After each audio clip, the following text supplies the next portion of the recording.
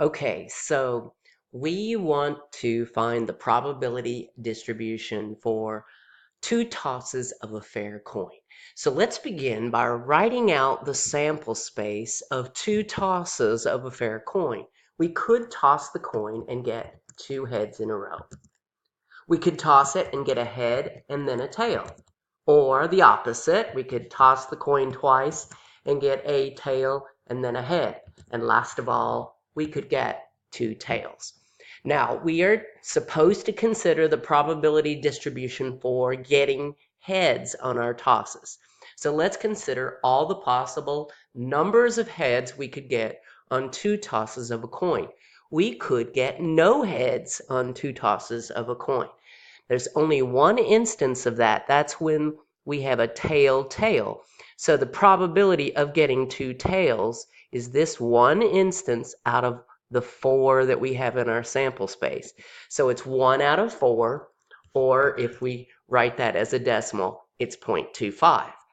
Now we could also get just a single head out of our two tosses of a coin. Let's notice that the case of HT and TH is one head in our two tosses. There are 2 of those out of the 4 in our sample space, so that's 2 out of 4, or decimal-wise, and that is 0.5. And then the very last possibility is to get 2 heads in our two tosses of the coin. And let's notice there's only one instance of 2 heads, the head-head possibility. That's 1 out of our 4 in our sample space. So 1 over 4, or 0.25. Now notice in our probability distribution, everything on this right side, all of our probabilities add up to a total of 1. And that should always be the case with a probability distribution.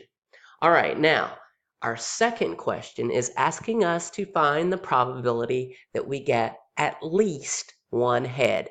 Now, at least one head means that we could have one head or we could have 2 heads on the tosses of 2 coins. So, in other words, it's x greater than or equal to 1 head. All right, so if we look up here, HH is definitely at least 1 head. HT is at least 1 head. TH is at least 1 head. And TT is not at least 1 head. So we have 3 of them that have at least 1 head out of the 4 possibilities. That's 3 out of 4, or as a decimal, 0.75.